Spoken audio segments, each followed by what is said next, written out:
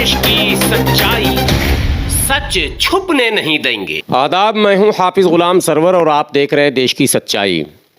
लगातार आपको अलग अलग मुद्दों पर मैं देश के अलग अलग बड़े बड़े स्कॉलर से राय लेने की कोशिश करता हूं, आप तक पहुंचाने की कोशिश करता हूं। देश में कई मुद्दे हैं, चुनाव में भी कई मुद्दे रहे। उत्तर प्रदेश का चुनाव अंतिम चरण में है, आज छठे चरण का मतदान हो चुका, सातवें चरण की तैयारी अब हो रही है। तमाम राजनेता अपनी ताकत वहाँ लगाए हुए हैं। मुद्दे कई हैं, उसमें एक मुद्दा ये भी है कि जातिगत जनगणना होना चाहिए। विशेषकर कुछ घटक जो है वो इस मुद्दे को मंच से भी उठा रहे हैं।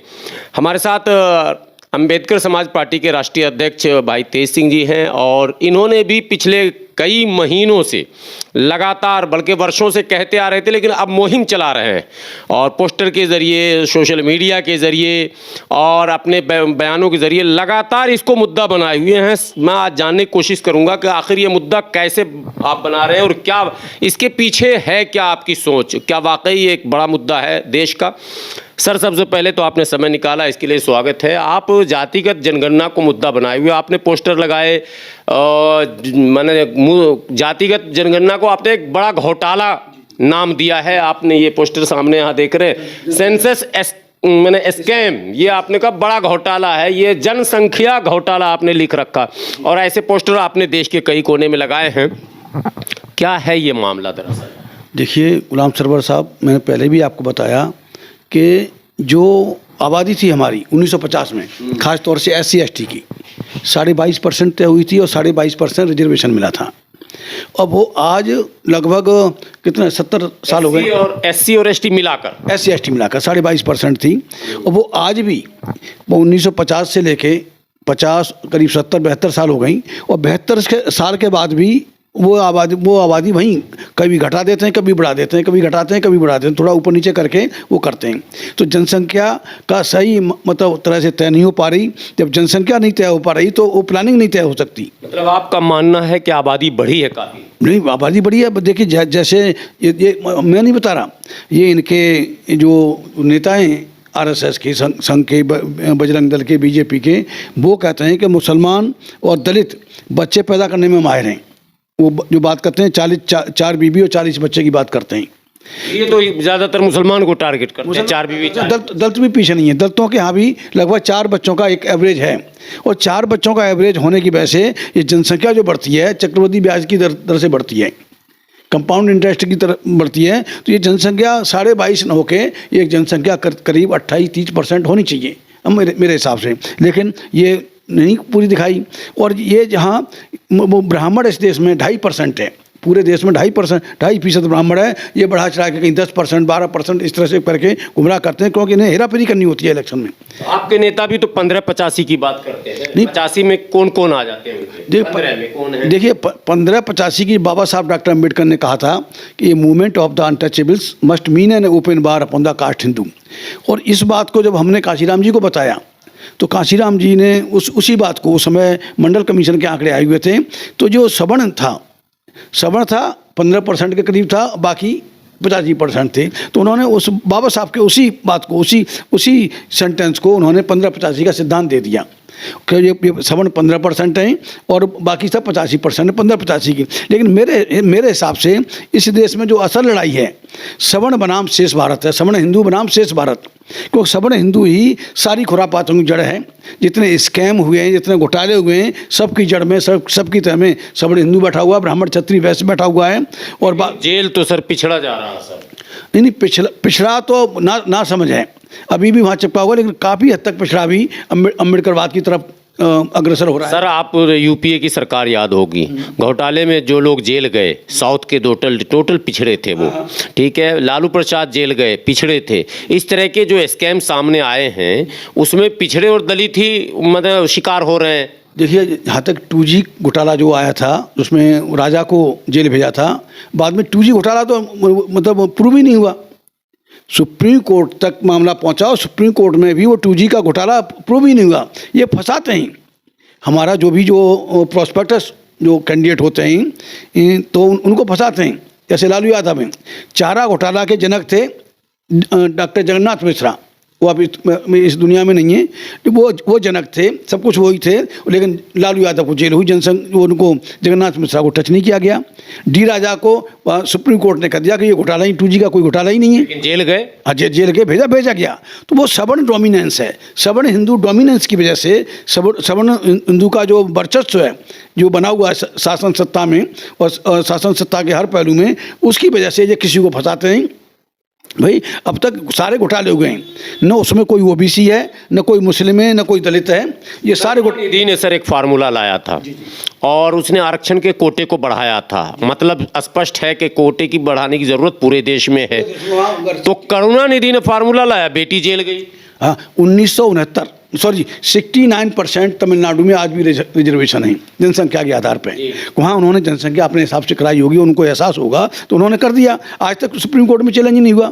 यहाँ 49% पे ये 49.5% लगी हुई। और देखिए वो जो आरक्षण का भी बहुत बड़ा घोटाला है। आरक्षण का भी घोटाला ये है कि 22.5% SC/ST का हो गया और उनको 22.5% आज तक नहीं मिला, 11-12% से ऊपर नहीं गया। ओबीसी को 27% देने, कोटा पूरा हुआ नहीं। कोटा पूरा उन्होंने नॉट अवेलेबल नॉट सूटेबल करके कांग्रेस ने 50 साल तक नहीं कोटा नहीं भरा। उसके बाद में नॉट अवेलेबल नॉट सूटेबल कह दिया कि भाई उपलब्ध नहीं, उपयुक्त नहीं, ये इस तरह से कह के उन्होंने कोटा पूरा नहीं होने दिया। कांग्रेस, बीजेपी और तमाम जो पार्टियां हैं सब वही सवर्ण हिंदुओं की पार्टियां हैं। 27 वाले का कोटा पूरा हुआ क्या सर? 27% वाला मुश्किल से 8-9% पर पहुंचा है। 8-9% ले पाया है। कितने साल से? 1992 में मंडल कमीशन की बात हुई थी और मंडल कमीशन की बात होते उसमें भी क्रीमी लेयर लगा दी। देखिए बैकवर्ड के समाज के लोग इतने ना समझ हैं कि वो उन्हें नहीं पता कि वो उन्हें जब प्रेशर बना समाज का और वैसे तो उन्हें 27% की बात माननी पड़ी, लेकिन उसमें क्रीमी लेयर लगा दी। क्रिमिनल लगा दी कि आप अपने, अगर कोई बैकवर्ड क्लास का व्यक्ति अपने बच्चे को पढ़ा नहीं सकता, काबिल नहीं बना सकता, वो नौकरी ले नहीं पाएगा। और अगर उसमें क्रीमी लेयर में आ गया, जो पढ़ा सकता है वो क्रीमी लेयर से बाहर, उसे आरक्षण का लाभ नहीं मिलेगा। तो सीधी तरह से ये इस हाथ दिया, दूसरे हाथ से इन्होंने ले लिया। जो बड़े लोग हैं ऑटोमेटिकली दौलत, वो क्रीमी लेयर में एक दिया होगा, पैसे का एक बार है, इतना किसी संपत्ति है, तो जो अपने बच्चों को पढ़ा सकते हैं वो आरक्षण ले नहीं सकते, वो आरक्षण की परिधि से बाहर हो जाएंगे क्रीमी लेयर में। और जो अपने बच्चों को लायक नहीं बना पाएगा और नालायक को नौकरी कोई देगा नहीं। सीधी बात है, दोनों तरफ से गए, दोनों तरफ से गई। लेकिन आज तक ये बात किसी बैकवर्ड की समझ में नहीं आ रही, किसी बड़े नहीं आ रही, और वो उनकी पूंछ बने हुए हैं। और उसकी पूंछ बने होने का सबसे बड़ा मामला है कि वो हिंदू पाखंडवाद में डूबे हुए हैं। भगवान और भाग्य का भय दिखाकर ये लोग मतलब आज भी हमारे वो बने हुए हैं।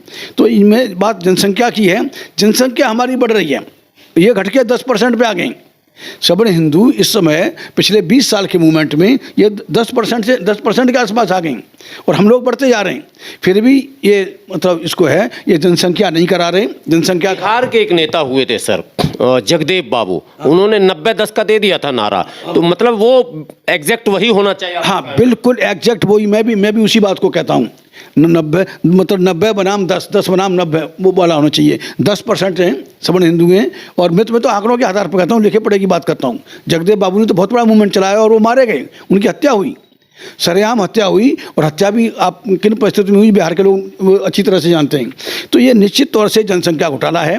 जनसंख्या ये जातिगत जनगणना करा लें, इनको अपनी औकात पर चल जाएगी, नंगे हो जाएंगे। और अगर ये जाति गणना नहीं कराते तो मेरा तो मानना है कि सरकार इस पर रेफरेंडम कराए। हाँ, रेफरेंडम कराए कि लोग जनसंख्या जातिगत जनगणना चाहते हैं कि नहीं चाहते। 1881 में के आंकड़े मेरे पास हैं।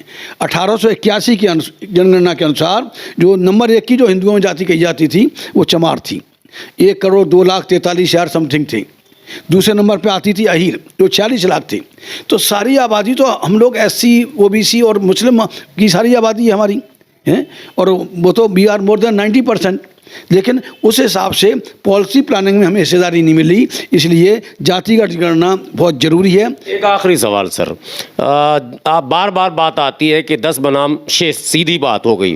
तो जो पॉलिटिकल पावर जिनके पास है बैकवर्डों में, तेजस्वी हैं, अखिलेश हैं और तमाम लोग हैं, ये आवाज़ तो उठा, इन लोगों ने भी मांग किया जातिगत जनगणना कराओ, लेकिन ये फिर बैक कैसे हो जाते हैं, कंटिन्यू क्यों नहीं होता है? देखिए बेईमान नेता मजलूमों की लड़ाई नहीं लड़ सकता, सबसे बड़ा फैक्ट तो यही है।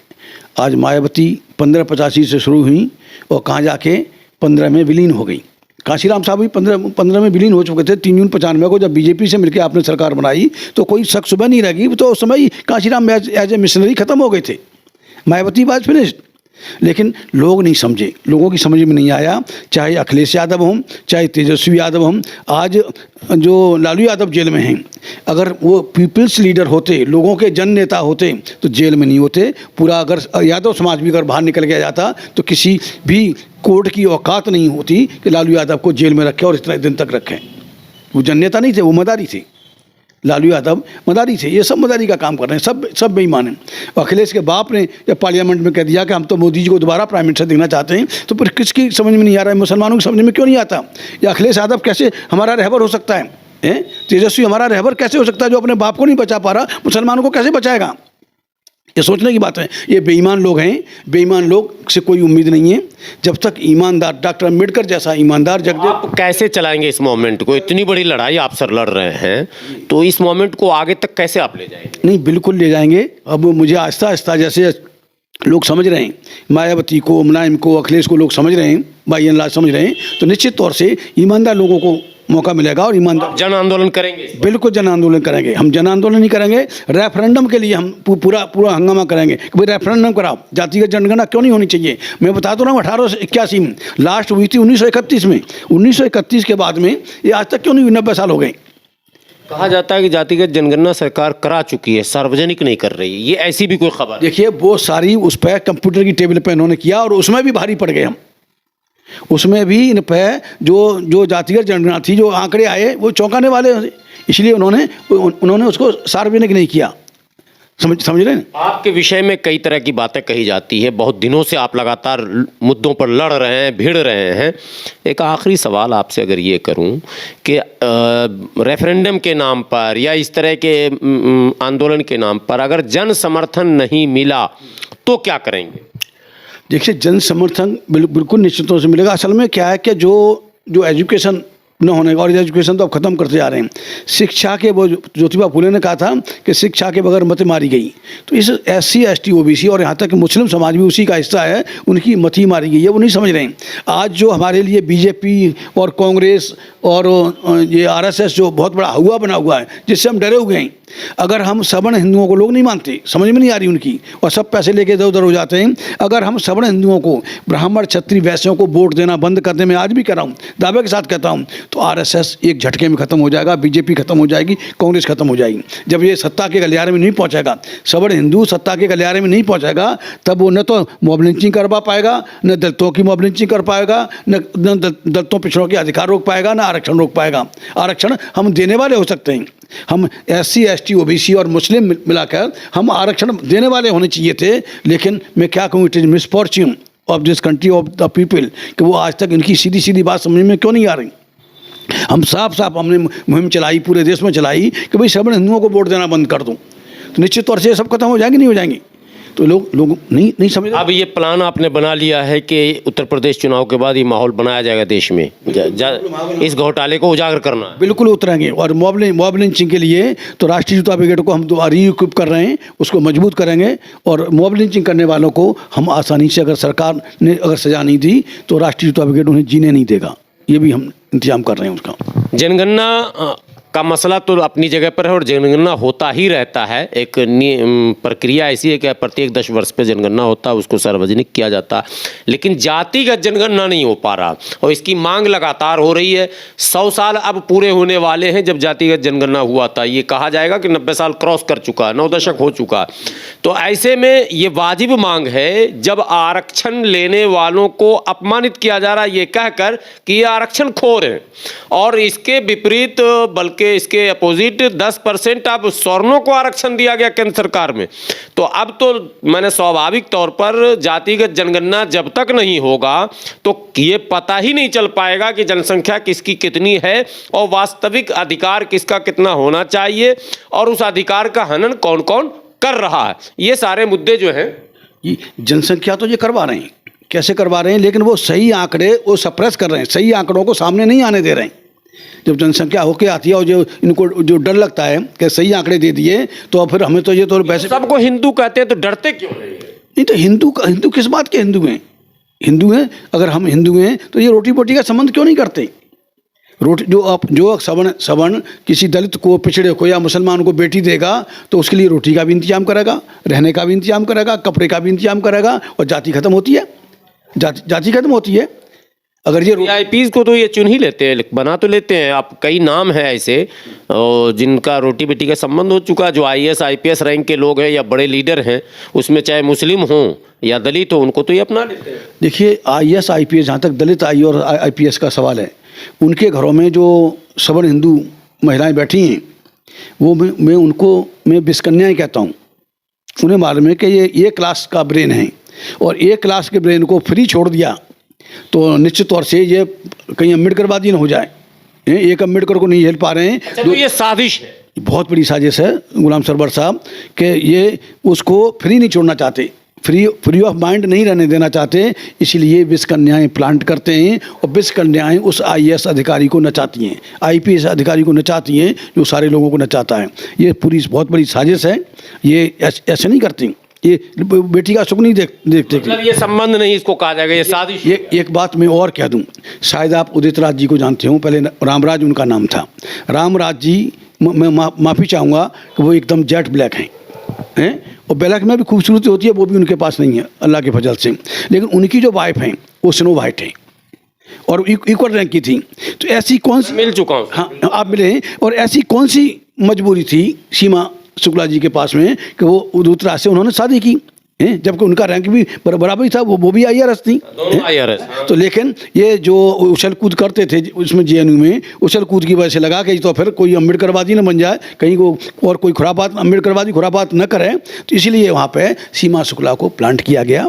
वो कुछ करना है, वो खुश हो गए होंगे, लेकिन उसका जो दूरगामी परिणाम आप समझ सकते हैं कि समाज को भुगतना पड़ रहा है। कई नाम आपने तो एक उदाहरण दिया उदित राज जी का, और माफी चाहूंगा उदित राज जी से, हाँ उनको डिमीन करने का नहीं, ये बात जब चलेगी तो कुछ ना कुछ नाम कई और हैं, मेरे जहन में भी नाम हैं बहरहाल। लेकिन ये एक मुद्दा है, लेकिन सबसे बड़ा मुद्दा ये है कि साजिश चाहे जो भी हो, अम्बेडकरवादियों को और पूरे पिछड़ों को ये समझना ही पड़ेगा कि हमारी वास्तविक आबादी जब तक सामने नहीं आएगी तब तक अधिकार की बात भी बेमाने ही कही जाएगी।